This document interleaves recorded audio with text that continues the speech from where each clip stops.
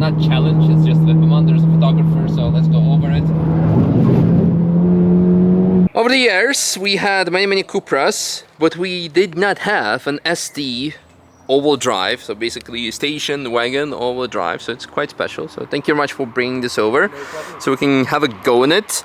It's not completely stock, you mentioned. No, so it's stage 2 by Artec, so it's got downpipe, intercooler, intake, big brake kit, a couple of other little bits and pieces. But so it's like running 340 or something. 390. 390. Oh, okay. That's nice. That's nice. That's nice. Quite good. Quite good. For the rest, the car is on PS4S tires, right? I think. Yeah. PS4S. PS4S. Very good. It has the factory Cupra big brake kit on it, which I really love and enjoy.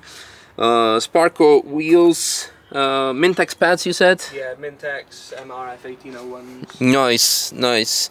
And a few mods here and there, like the bigger shifters, shift pedals, and that's, I think, kind of it. Or... Yeah, pretty much. Nice, nice. Right, well, I'm gonna grab my cameras, put them in, hop in, do a lap. You can follow in the Golf or something. All right, good. Well, let's go. There is Porsche experience taking place. That's why the right part is closed off for taxi. On the left there are lots of taxis also parked up, but also Porsche cars. And I have something special, a blue lap ticket card, because my Jahreskarte, my year ticket, went to the UK with someone else's car that I forgot, because now I can use them. And usually I just put them in the... yeah, see you. Oh, it's Lapo. Go ahead. Yeah, well, I'll go ahead. Lapo and Ross behind me. And this ticket was given to the participants of a ring drivers convention. And since I forgot my Jahreskarte, because, well, I left it in the sun visor of someone else's car that I drove yesterday, Ross gave me this lap ticket. So yeah, anyway, let's proceed. Oh, good acceleration. AMG GT S stuck there. It's very good. Good pull, good shifts. Over 200 kilometers per hour by the compression. Very good. Also good brakes. I really love the big brake kit. Over the years, my Cupra history is actually quite interesting, because back in 2017 we bought the Seat Cupra for Apex. It was a 290, I think, yeah, with still relatively stock brakes, not the optional big brake kit. That car got crashed by the end of the year by one of the customers.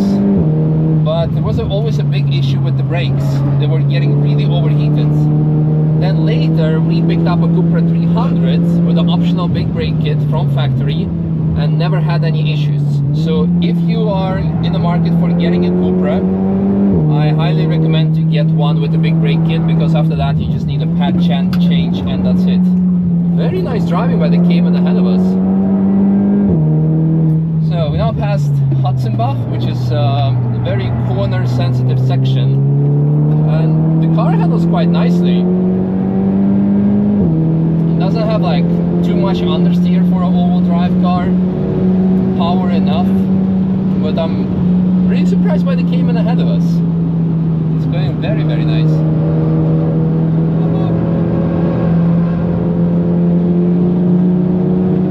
Okay, now we're gonna go. Thank you.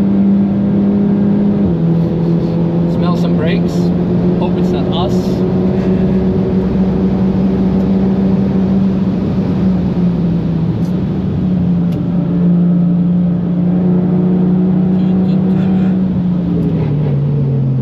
Still good braking into Arnberg. Lots of smoke coming out of behind, so yeah, it is us probably. Not used to brakes before situation.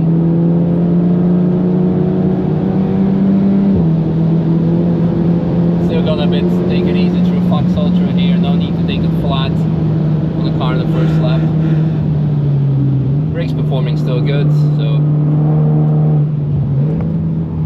thing that I still haven't picked up are my gloves from the Black Falcon launch post race. Good rotation on the liftoff.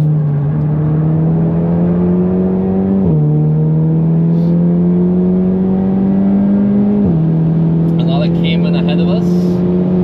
718 GT4, I think, judging by the exhaust. Actually not, it doesn't have the wing, so it's probably a GTS 4 liter. Yeah, it's a GTS 4 liter, so still quite impressive. Haven't driven those cars yet, actually, the GTS 4 liter. We had also a GTS 2 liter at Apex. It was a very nice car, GTS in general. I think I haven't released a video yet, but I've driven recently a GTS with some mods on it, so it became like a GT4.5. Very good car. So for now we are kind of done with the brake sensitive sections of the track. Well, we have of course still bright sides. That is called the wall of champions, because when here people run out of brakes, they end up in the concrete wall. So let's not do that, take it easy. I don't remember this orange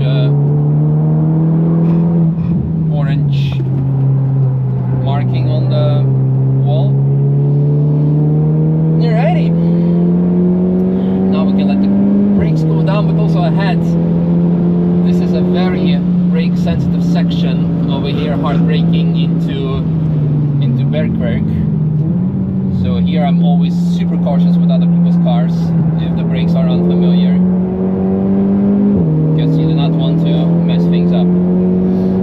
M2 is the comp. I don't know, but he's letting us through, so we're good. 1, 2, 3, straight to the right.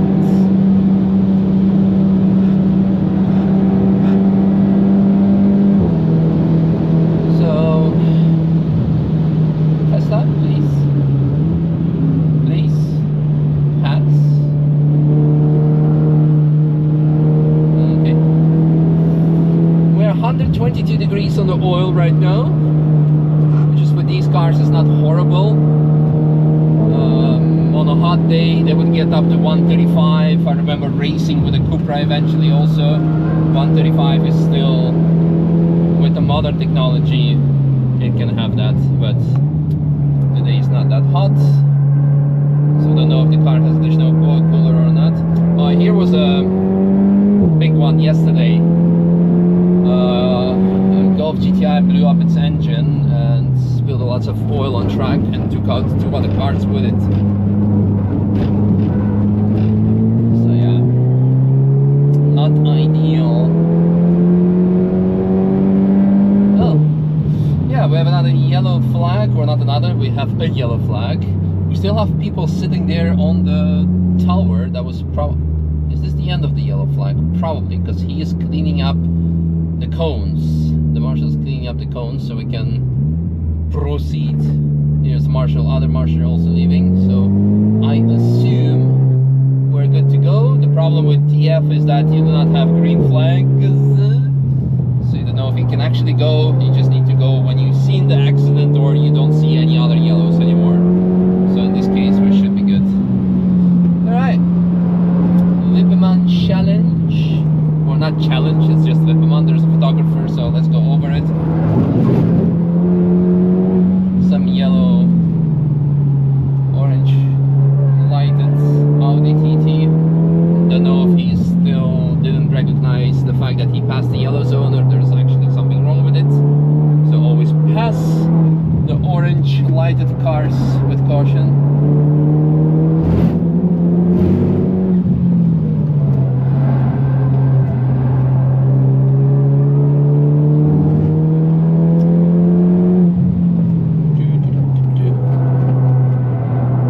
Very good rotation with, like, even mid corner you can do a bit of lift off, oversteer, and since the car is so grippy, it's really nice. Really enjoyed it. How's the jump?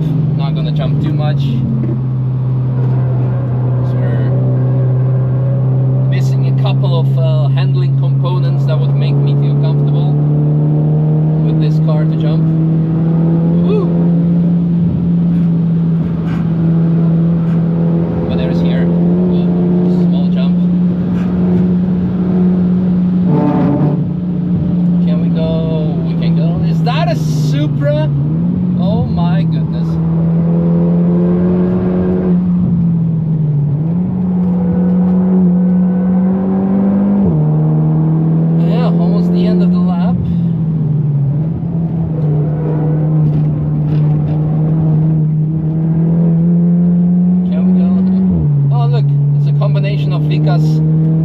36 Touring and her M240 that is wrapped in that color exactly.